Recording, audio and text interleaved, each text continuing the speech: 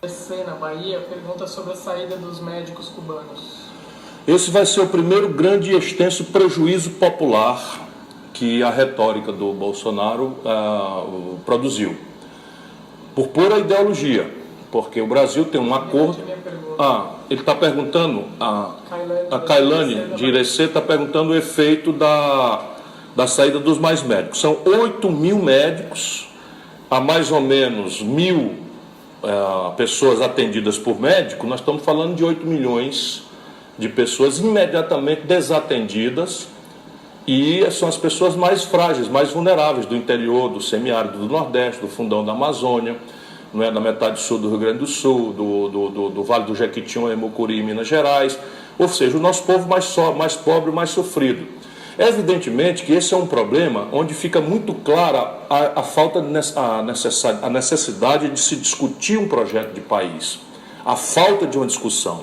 Quer dizer, 4 mandatos do PT, a resposta para a falta de médicos no interior foi um acordo que não deixa de ser envergonhante para um país como o Brasil, com um país que é do tamanho do Ceará e que tem muito mais capacidade de formar médico do que nós. Isso não pode ser uma solução para um país como o nosso. De outro lado, assume o Bolsonaro e, por pura ideologia, por mesquinharia ideológica, põe para fora sem nenhum preparo, sem nenhum planejamento, 8 mil médicos, inventam uma retórica aí como se estivesse preocupado com a condição de trabalho desses médicos e deixa desatendida a população. Evidentemente que a solução para isso é mudar a formação do médico brasileiro.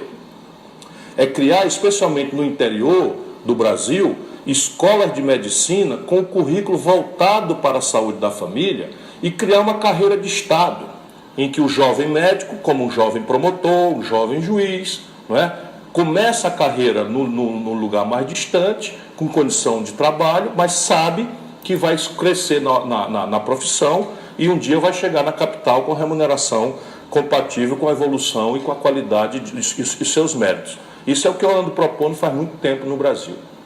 A Patrícia Matos, de Belém, no Pará, pede para o senhor falar um pouquinho mais sobre essa extinção do Ministério do Trabalho. Patrícia está perguntando sobre a extinção do Ministério do Trabalho. Eu volto a dizer, está todo mundo querendo que eu antecipe críticas aí ao presidente eleito. Eu volto a dizer, ele foi eleito por uma grande maioria dos brasileiros, e se ele dá todos os sinais de não merecer, não é, a nossa torcida, é preciso torcer pelo Brasil, é preciso respeitar os milhões de brasileiros que acreditaram que ele era a opção e, portanto, tem direito a um tempo, um mínimo tempo. Isso dito, o Brasil inferniza o debate, muitas vezes a elite brasileira, inventando essas patuscadas, como se a quantidade de ministérios fosse o problema do buraco das contas do Brasil. Claro que isso tem um efeito simbólico, né? Um país como o Brasil não deveria ter tanta burocracia, tantos carros comissionados, tanto carrão preto, tanto cartão corporativo, e isso é um imperativo da gente enxugar para economizar o dinheiro, para gastar o dinheiro não com a própria máquina, mas gastar o dinheiro com aquilo que precisa ser gasto, que é melhorar a condição do povo, na saúde, na educação, no transporte, na moradia, no enfrentamento da saúde, da segurança, que são as questões nacionais. Mas aí o Bolsonaro ouve o galo cantar não sabe aonde, prometeu 15 ministérios, e agora que ele está vendo a realidade, já começa a fazer um punhado de bobagem, vai e volta e tal. Por exemplo, na Fazenda, colocar indústria e comércio, planejamento junto com Fazenda, é um erro grave, porque o planejamento controla o orçamento e a Fazenda arrecada. A indústria e comércio estimula a indústria e o comércio exterior. São 3 tarefas diferentes e antagônicas umas às outras. Por isso que se organizou dessa forma, de maneira que o presidente, sabendo o que fazer, media os conflitos e vai arrumando os abusos de um ou de outro. Ficou tudo na mão do Ministério da Fazenda, cuja tendência é guardar o dinheiro e aumentar a arrecadação, especialmente no ambiente de crise financeira grave como essa que nós estamos fazendo. E aí sobrou para o Ministério do Trabalho. Um país, volto a dizer, que tem 13 milhões e 700 mil pessoas desempregadas, um país em que a informalidade já atinge quase metade da força da economia, precisa dramaticamente refletir sobre o mercado de trabalho, sobre sua engenharia institucional, sobre a condição de gerar emprego, sobre a condição de formalizar o mercado de trabalho, e eles simplesmente esquartejaram as tarefas, e aí você tem coisas graves que ninguém tem a menor ideia do que vai acontecer. Por exemplo, toda a fiscalização do trabalho. Diz que vai lá para o Ministério da Justiça. Ora, no Ministério da Justiça já está o combate à corrupção, já está o enfrentamento do crime. Você acha que é serviço pouco, ainda vai botar a fiscalização das relações de trabalho no ambiente em que a prepotência empresarial praticamente tomou o centro do governo? Eu tenho dúvida se isso vai funcionar. Aliás, eu tenho certeza que não vai funcionar. Isso. Muita gente, a Priscila Rocha, de Volta Redonda, no Rio de Janeiro, é professora e está preocupada com o futuro da educação no Brasil, sobre o novo ministro, e muita gente perguntando sobre escolas sem partido. Sua opinião? Estão me perguntando sobre educação, novo ministro e escola sem partido. Vamos de trás para diante.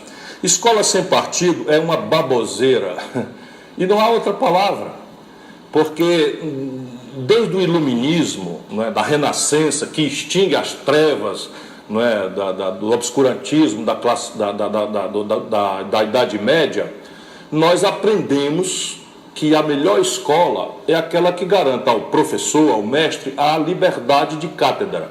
Esse é o grande valor universalmente pacificado, em que o professor, na sala de aula, é absolutamente livre para professar a sua vocação, que é ensinar aos jovens. A pedagogia ideal é, modernamente, aquela que ensina ao jovem a pensar.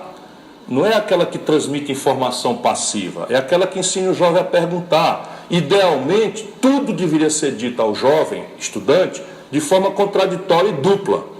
Então, as teses sobre o descobrimento do Brasil, se foi por acaso, se foi uma trama da disputa entre Portugal e Espanha, tudo isso devia ser ensinado, porque flui daí a capacidade crítica do jovem estudante de ele próprio pensar com a sua própria cabeça. E essa gente que não conhece absolutamente nada inventou agora essa patuscada. E a senhora, professora, imagine que tarefa seria, só para a gente rir para não chorar, que tarefa seria você fiscalizar algo ao redor de 50 mil professores nas salas de aula para garantir que o professor, em algum momento da sua lição, não estaria professando alguma predileção ideológica. Como se predileção ideológica nenhuma fosse possível. Na verdade, o que eles querem, e a gente está vendo aí na Constituição do governo, é uma escola com o partido da reação, com o partido que explica com um anacronismo ideológico aquilo que é a injustiça, a desigualdade. Eu acho que o Supremo Tribunal Federal Brasileiro, e isso é a beleza da institucionalidade democrática, vai logo mais pôr um ponto final nessa estupidez, porque isso na prática eu também considero inconstitucional. Você não pode violar a autonomia do professor em sala de aula. É claro que o professor deve ele próprio ter a prudência, né, de não querer fazer a cabeça de ninguém. Mas eu que tenho filhos, que já eduquei 3, que tenho um novinho agora, nunca me preocupei com o que eles ouvem na escola. A gente conversa em casa. Quem educa filho não é só a escola, quem educa filho é a família. São os pais, é a vida, é a rua. E a escola, o que dá a ele é o método, e é preciso respeitar a autonomia do magistério. Muita gente perguntando aqui sobre a união da FUNAI com o Ministério da Agricultura. Outra aberração, estão perguntando o que é que eu acho da fusão da FUNAI com o Ministério da Agricultura. Isso daí é mais ou menos o casamento do macaco prego com o tamanduá. Quer dizer, não sei rigorosamente o que é que uma coisa tem a ver com a outra, a não ser a despudorada evidência, não é, de que eles querem transformar a política indigenista brasileira no exercício de conflito com a produção. Ora, isso tem que ser mediado e, evidentemente, nós não podemos aceitar no Brasil, primeiro, retrocesso. Eu, como brasileiro, sei que há abusos. Agora, a pretexto de abuso A ou de abuso B, nós não podemos deixar de lembrar que havia populações tradicionais no Brasil quando o colonizador europeu chegou e que na América Espanhola foi um genocídio deliberado e que na América Portuguesa esse genocídio aconteceu, mas não de forma propriamente deliberada, mas aconteceu pela contaminação, a varíola, a gripe, a tuberculose, enfim, e a luta pela terra. O Brasil não pode fazer retrocesso nessa área. Nós ainda temos uma comunidade tradicional, indígena, muito grande, e a gente precisa protegê-la. E tudo que o Brasil não precisa é de colocar em antagonismo a produção com a questão indígena. O que resolve isso são as delimitações, o zoneamento econômico e ecológico, as unidades de proteção, as reservas indígenas, enfim, que é uma política relativamente bem sucedida no Brasil, salvo aqui e ali algum abuso, que a gente pode corrigir o abuso, mas nunca fazer uma coisa dessa. Como é que vai funcionar? No dia que houver um conflito indígena, quem vai arbitrar esse conflito é a ministra da Agricultura, que vem dos ruralistas. Isso realmente vai dar muito problema.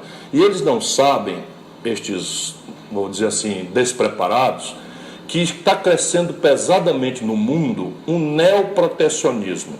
Antigamente o protecionismo comercial era mais claro, era mais despudorado. Mas com as organizações, a Organização Mundial do Comércio, etc., desde a unidade da Rodada Uruguaia, do GATT, esses protecionismos antigos não vão mais funcionar. O que eles vão meter isso agora para não comprar mais os nossos produtos? Eles vão meter a denúncia de que os nossos produtos são produzidos em condição hostil ao mundo do trabalho, explorando o trabalho em condição análoga de escravo, em condição hostil ao meio ambiente, a produção hostil aos padrões de sustentabilidade ambiental e o protecionismo contra produtos que derivam de unidades, de áreas de plantio que hostilizam populações tradicionais. E o Brasil vai ter muita dificuldade, muita mesmo, nós que já temos muita debilidade no comércio exterior, para manejar esse neoprotecionismo se a gente não prestar atenção nas nossas práticas aqui.